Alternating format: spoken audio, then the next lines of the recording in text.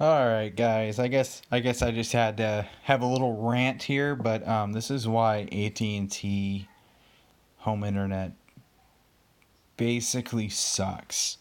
So right now,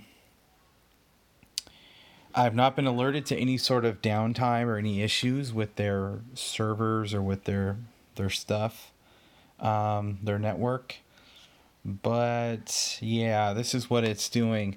And this, I'm testing it on my phone. I have two phones actually. I tested it a moment ago on my other phone and also tested it on my Chromebook as well, on my Pixelbook. And this is basically the same deal that I've been getting, just where it's having trouble even connecting, let alone actually measuring any speed. Yeah, so 469 millisecond ping.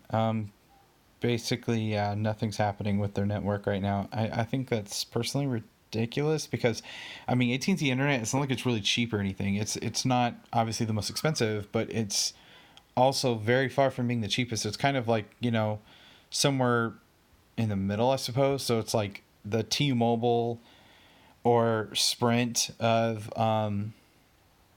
as far as like if you're talking about a mobile phone plan, where like T-Mobile and Sprint are not the most expensive, but they're also not cheap, right? They're not like little cheapy carriers like Cricket or Metro or something like that, Metro PCS. So yeah, I think that's kind of ridiculous.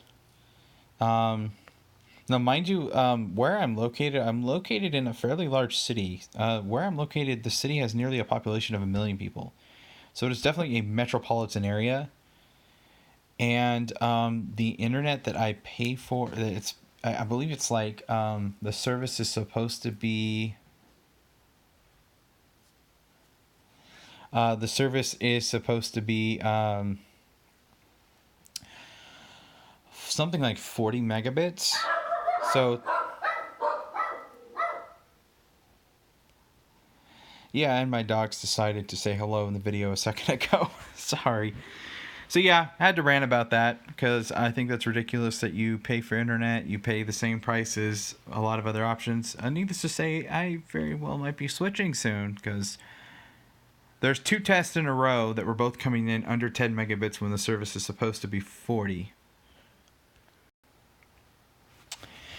So yes, here we go. Had to rant, and I just gave AT&T a 1 star because guys, that's ridiculous. This isn't the first time that's happened. I think it's the first time where it's been quite this slow, but I think never. I'm pretty sure I've never ever actually had as high a speed as I am actually as what is being paid for, which I do think is ridiculous. I do realize that when you pay for a certain speed, a certain tier with an ISP, that you're generally probably not going to get quite what they promise. I mean, that's just kind of how it works, right?